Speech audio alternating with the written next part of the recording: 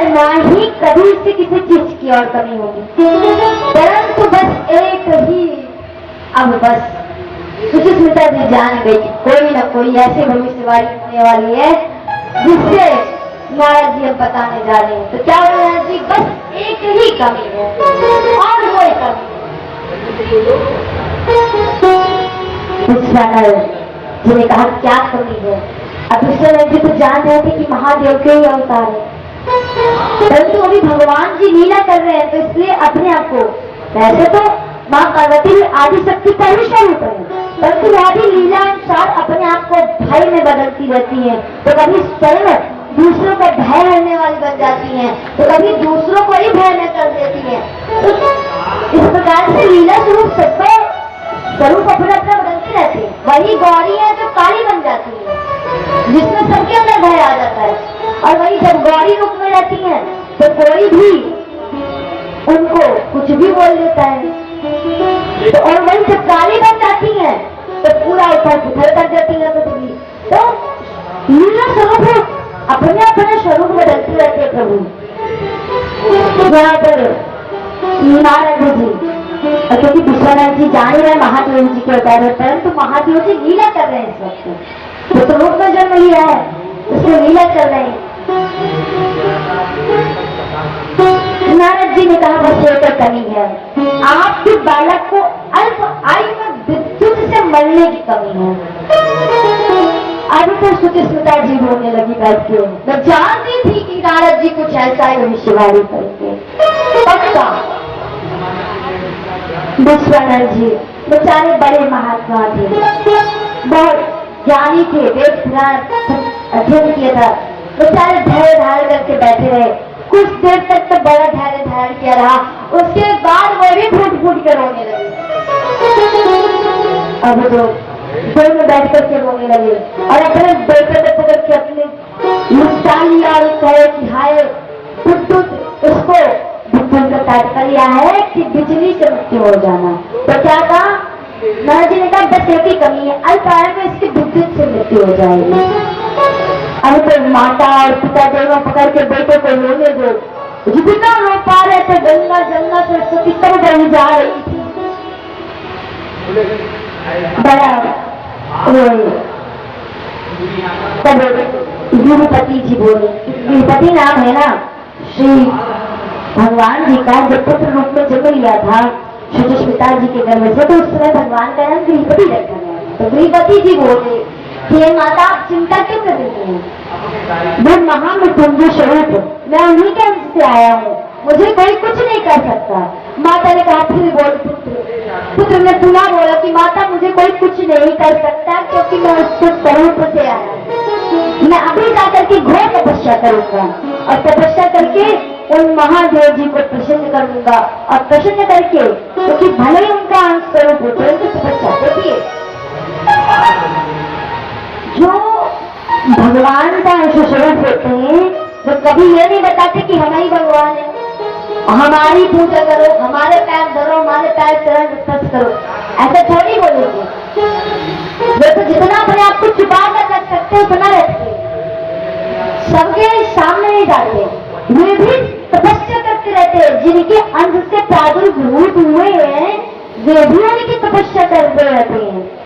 आप सोचिए सीता मैया जो कि आदि शक्ति से महालक्ष्मी भी है, उन्हीं से उनका प्रादुर्भाव हुआ था, परंतु वे भी गौरी पूजन किया करती थी। क्या भले ही जो जिस अंश से प्रादुर्भूत होते हैं सदैव उनके इष्ट वही होते हैं।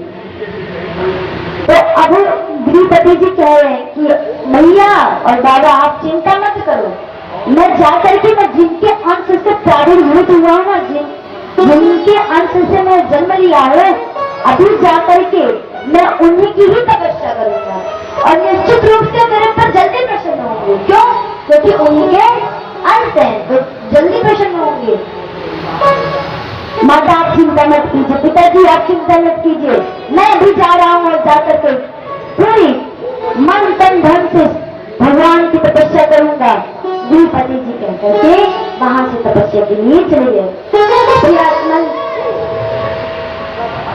कुछ लोग होते हैं सोचते हैं कि हम क्या तपस्या करें, इतने बड़े बड़े महात्मा तपस्या करते करते तो रहेंगे, हम ही तपस्या करें, ऐसी बात नहीं है।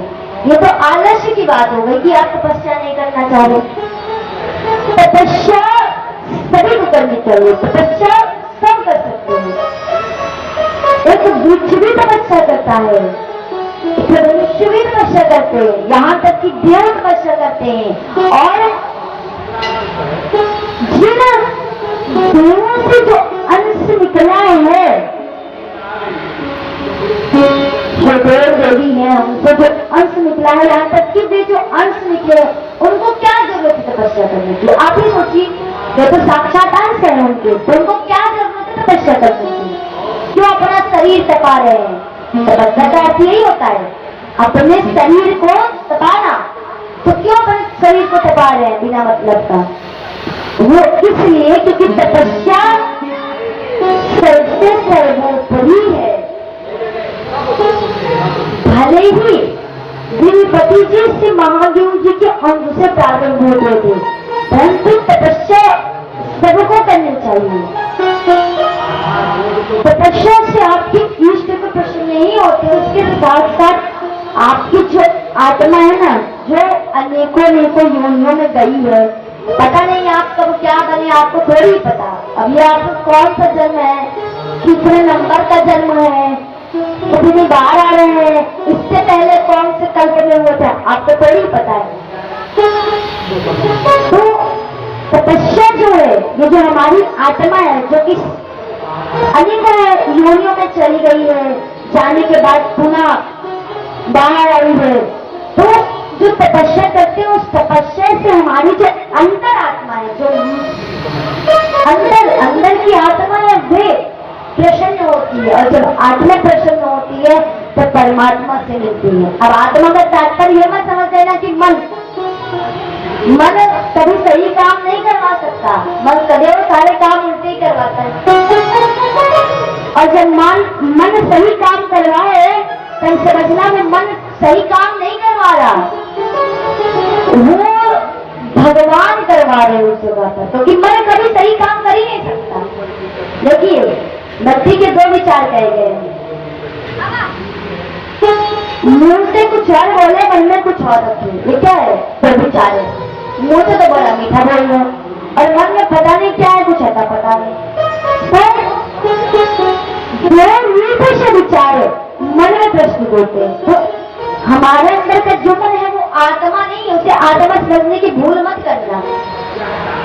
आत्मा जो है ना, उसको एक अलग ही उसका प्रभाव होता है, क्योंकि वो आत्मा जो है वो प्रभु का अंश होती है।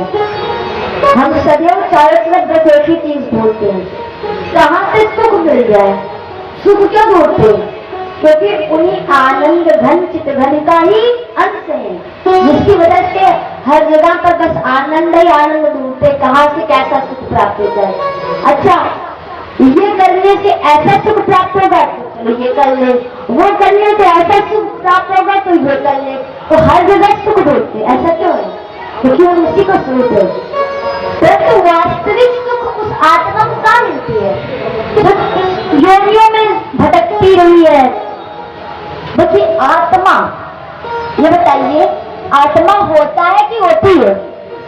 आत्मा जो होती है उससे हम ये बोलते हैं क्या? तो कभी किसी ने बोला है आत्मा होता है? सब यही बोलते हैं ना कि आत्मा होती है। क्या होती है? आत्मा होती है, कभी आत्मा होता नहीं है। आत्मा होती है, ऐसा क्यों है? क्योंकि आत्मा जो है, देखिए, अक्सर जब महाराज का प्रसंग आता है भागवत में, तो सभी भटक जाते हैं, कुछ कोई समझ नहीं पाता, सब अपने अपने तरीके से सोचने लगते हैं कि कुछ भी मतलब सब अलग ही सोचने लगते हैं। परंतु वास्तविक उस प्रसंग का महत्व यह है कि यह जो आत्मा है वो होती है। वह कोई पुरुष भी है तो उसके अंदर आत्मा होती ही है, आत्मा होता नहीं है, आत्मा होती है। तो सब अंदर आंतरिक रूप से स्त्री स्वरूप है, वो तो भगवान ने अलग एक चोला बना के रख दिया है, बाकी सबकी आत्मा होती है, किसी की आत्मा होता नहीं है। और वही आत्मा जब इस महाराज स्वरूप को समझ लेती है ना, तब तब वो आत्मा परमात्मा में मिलती है। इसीलिए सब महाराज के स्वरूप को नहीं समझ पाते, क्योंकि वे अपनी दृष्टि से देखने लगते हैं। क्योंकि सदियों आत्मा होती है। यदि कोई पुरुष भी ना तो उसको आप ये नहीं कहोगे कि भैया तेरे अंदर आत्मा होगा ना, आपके अंदर आत्मा होती है। तो आत्मा होती है, सबके अंदर आत्मा होती है, तो सबके अंदर वो इष्ट शक्ति स्वरूप होता है। और वही अंतर आत्मा ना जब योनियों में भटक कर एकदम भटक जाती है, एकदम थक जाती है, जब पूर्ण रूप से सभी सुखों को भोग कर एकदम थक जाती है, तब अंत में भगवान की याद आती है।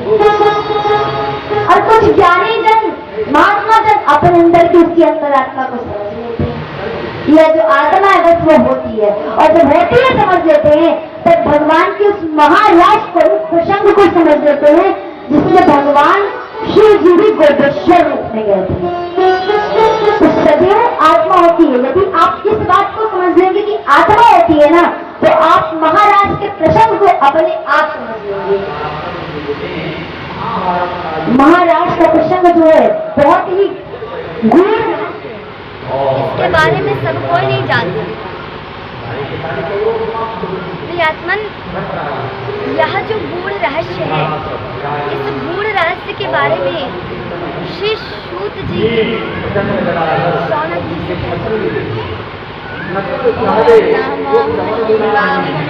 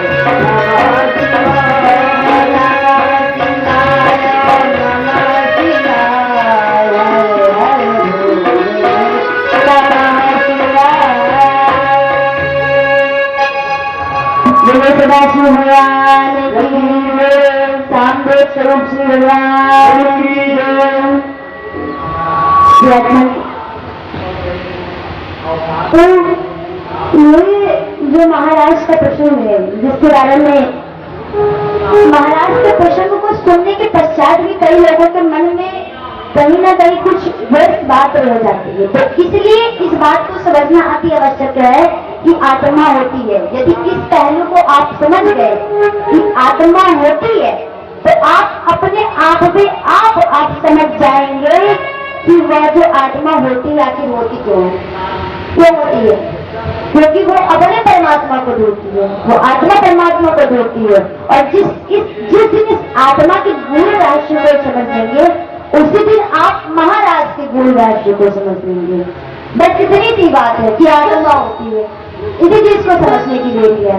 बाकी पूरे महाराज का जो गूढ़ रहस्य है ना, वो अपने आप समझ में आ जाता है कि आत्मा क्यों होती है। आत्मा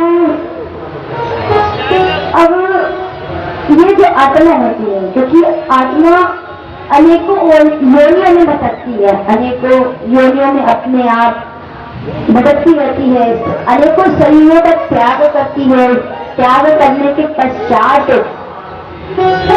मानव का तन प्राप्त होता है। उसके पश्चात उसमें भी पता नहीं, कोई गारंटी नहीं है कि भगवान का भजन कर रहे, सकता है कहीं और मन लग गया, तो इसलिए आत्मा जो होती है वो होती है।